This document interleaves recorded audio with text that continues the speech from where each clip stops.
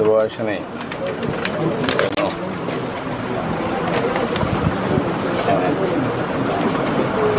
మీ అమ్మాయి మనవరాలు. వాళ్ళ తండ్రి వెళ్ళిపోయాడు సార్. ఇల్లు వదిలిపెట్టి వెళ్ళిపోయాడు కదా. ఇద్దరు పుట్టినాక వెళ్ళిపోయాడు. ఈ అమ్మాయి ఇంకొక అమ్మాయి ఇంకెవరు? ఇద్దరే చదువుతానమ్మా. ఎక్కడ? పాత కలపండి. అచ్చా. అంటే అక్కడ స్కూల్ ఉందా? ఇక్కడ స్కూల్ లేదా? 7 అయిపోయింది. 5 అయిపోయింది ఇక్కడ. 5 ఎంతవరకు చేసావు ఇక్కడ? 5 వరకు. ఇప్పుడు 6 నుంచి అక్కడికి పోతున్నావా? బాగా చదువుకుంటున్నావా? ఏమవుతావు చదువుకొని? పోలీస్ అవుతావా? అంటే పోలీస్ అంటే అందరూ కొట్టచ్చనా?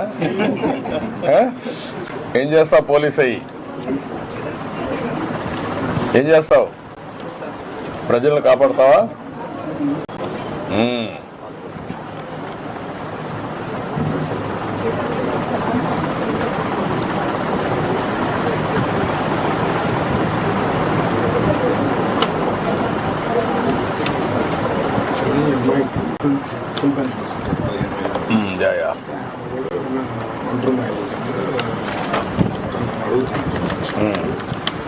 అది 7 years దాటితే ఎఫ్ఐఆర్ చేసి అతను చనిపోయినట్టు అతను వెళ్ళిపోయాడు తెలియదు.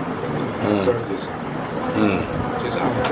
10 years అయింది సార్. వెళ్ళిపోయి 7 years దాటితే తీసుకుంటారు సార్ పోలీసు. మన ఎఫ్ఐఆర్ కూడా సంస్థ గారు రాపించారు. రిపోర్ట్ రాగానే అట్లానే పాపకి రెసిడెన్షియల్ స్కూల్లో సీట్ అడిగారు సార్. పాపకి 8th క్లాస్కి. మనం ఇప్పుడు వచ్చే అకాడమిక్ ఇయర్లో అమ్మాయిని సోషల్ వెల్ఫేర్ గురుకుల పాఠశాల గర్ల్స్ ఉంది బాపట్లలో కస్తూర్బాలో అడ్మిషన్ చేపిస్తాం. ఓకే. ఈ 2 ఇల్లు ఒకటే? ఒకటే సార్. ఏమంటారా? ఒకటే సార్ ఇల్లు. మాది ఇల్లు. ఆ అమ్మాయికి ఇల్లు లేదు సార్. మా కాడ ఉంటుంది. పెయిన్కి వెళ్ళిపోయిన కాడ నుంచి మా దగ్గర ఉంటుంది.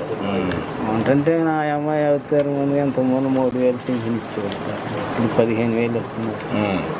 మీ దయ వల్ల ఏదో బాగా బతుకుతున్నాము. ఈ అమ్మాయికి కూడా ఏదన్నా ఒంటరి మహిళ కింద పెన్షన్ ఇప్పించి ఆ అమ్మని ఏదైనా చదివించి ఏదైనా ఇల్లు కట్టి పెట్టే మార్గం చేద్దాం. నువ్వు కూడా చేయాలి కదా. అన్ని గవర్నమెంట్ అందరికి చేయలేం కదా. సార్ నువ్వు ఊహించలే కదా. అమ్మాయి 15,000 ఇస్తున్నాం కదా. ఇస్తున్నారు సార్. మానవతా దృక్పథం వచ్చిన డబ్బులంతా ఇలాంటి పేద పిల్లలకి, దిక్కు లేనటువంటి వాళ్ళకి, బాగా కష్టంలో ఉండి నడవలేకుండా అలాంటి పిల్లల్ని మీరు ఎవరినో ఒకరు చూసుకోవాలి. అందుకనే 15,000 ఇస్తున్నాం. ఎవరో ఒకరు ఉండాలి కాబట్టి అందుకే 15,000 ఇస్తున్నాం. సరే, అదే మరి అన్ని చేయాలనుకుని 5 సార్లు పెరిగింది కదమ్మా. 5 సార్లు పెరిగింది. అదే మరి అన్ని చేస్తున్నాం. అన్నీ చేయాలంటే కూడా ఒకటేసారి మనం చేయలేం కదా. డబ్బులు కూడా ఉండాలి, సంపాదించాలి, పనులు చేయాలి, అప్పులు కట్టాలి, మీ పనులు జరగాలి, మళ్ళా ముందుకు తీసుకుపోవాలి.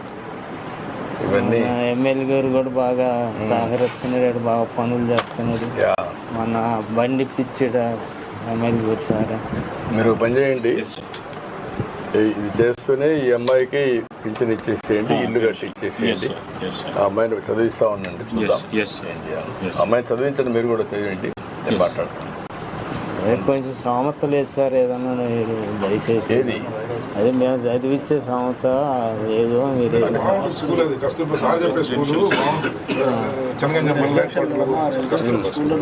కస్తూర్బా స్కూల్లో పెట్టేసేయండి. పెట్టేసేయండి. ఓకే ఓకే ఓకే అమ్మా. Hi bye. సరేనా? పింఛన్ వారు ఈ అమ్మాయికి చెప్పాలి. సరే సార్. బాగున్నావా? చూడు చూడు బాగున్నావు నువ్వు? పర్లే పర్లే. ఏంటి ఎట్టున్నావు? పుట్టుకో అడ్డుడమ్మా. అడ్డు నిన్ను ఎవరు చూసుకుంటున్నారు? మాటలు రావు సార్. తాత అమ్మమ్మ అన్నీ తెలిసినా ఇంకా తెలుసు మాట్లాడాలి. కానీ చెప్పలేదు సార్. చెప్పలేదు. మేనరికం వల్ల అర్థం చేసుకుంటా ఉన్నాను. మేనరికమా? మేనర్కం సార్.